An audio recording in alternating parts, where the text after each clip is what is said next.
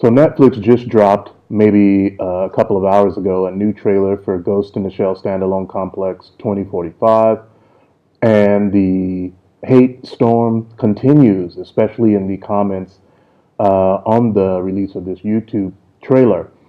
And I can't say I blamed them because before we had only seen a teaser which showed a little bit of desert and the character design for Motoko Kusanagi, but now we can see how the rest of the characters in Section 9 look, including Bato, Ishikawa, the chief, and others.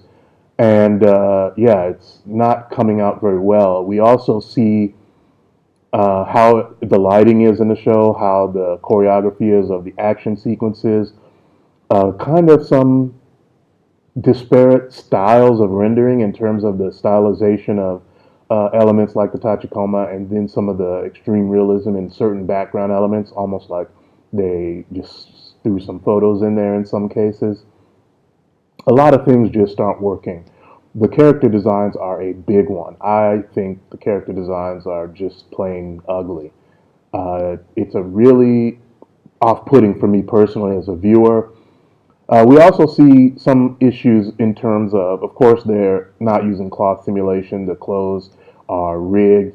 As I mentioned before, just the look of the characters just really doesn't work for me. But also in the rigging and animation department, it's just not up to the level of what you. I mean, this is the year 2020, as you well know, and we're going to look at some of the comments on the YouTube video, including those making comparisons to things that were done almost 20 years ago and which look better, and there's no excuse for that. So let's take a look at some of the comments on the YouTube video. So I wanted to take a moment just to look at some of the comments already out. As you can see, this video was just released a couple of hours ago, if I'm not mistaken.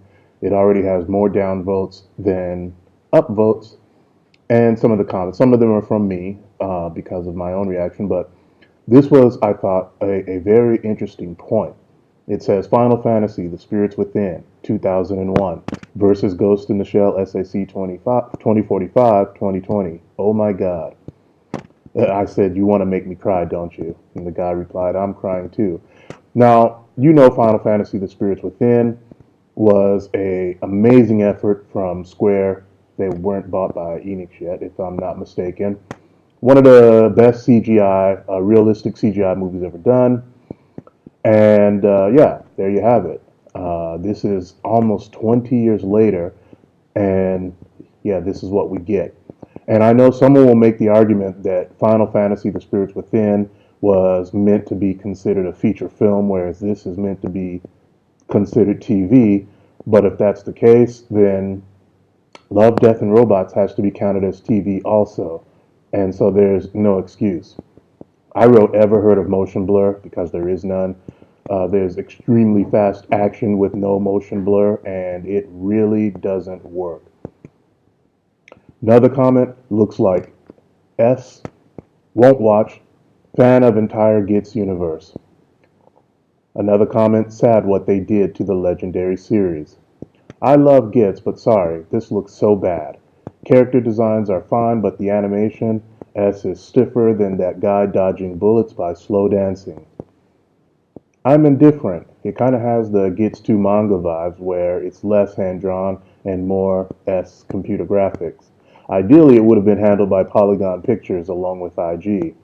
That is a comment that will pop up in other places. I personally don't agree. This is not to say I have something against the work of Polygon Pictures. They did Ajin and the Godzilla movies. I just don't think their style is a fit for Ghost in the Shell. Another comment, ha ha ha ha ha, mobile game graphic. I almost forgot this was happening. Too bad the graphics look so old and cheap. They should have given them a bigger budget. I feel like this S is blasphemous. I hope the rest of it doesn't suck.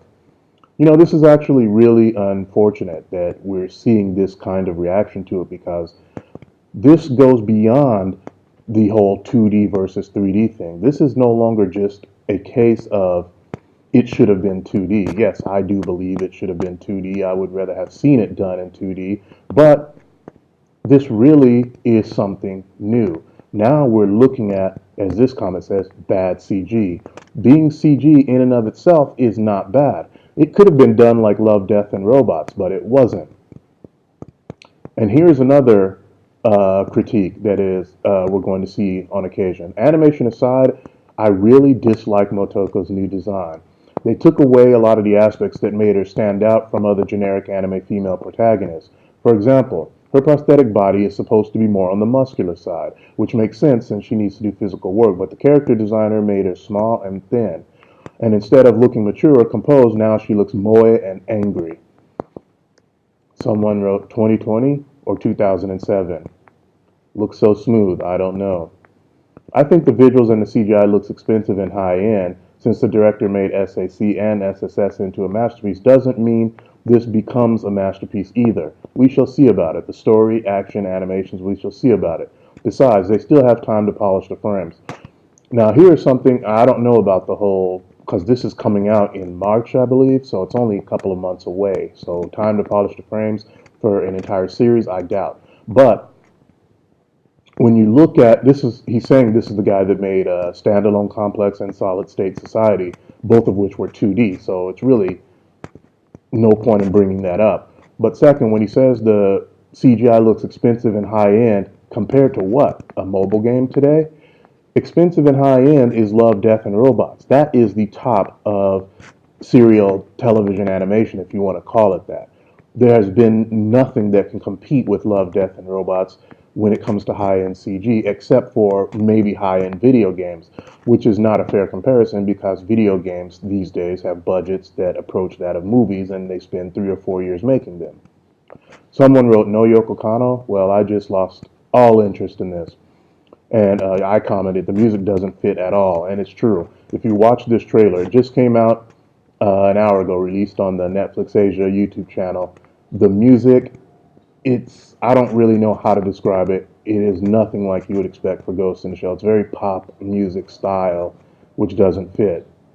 This guy says, looks amazing, also because the character illustrator is one of my favorite. The character designs are done by Ilya Kushinov, and I have to admit, I really like this artist. I followed this artist for years and years, and his own story is amazing. He's a Russian artist who made his way into the Japan and is now working in the anime industry on some of his favorite shows. So for him, the opportunity to work on Ghost in the Shell is amazing. He worked on a film just before this called Birthday Wonderland. It looks amazing. And so this artist and his personal story are great. That does not automatically mean it is a fit for Ghost in the Shell.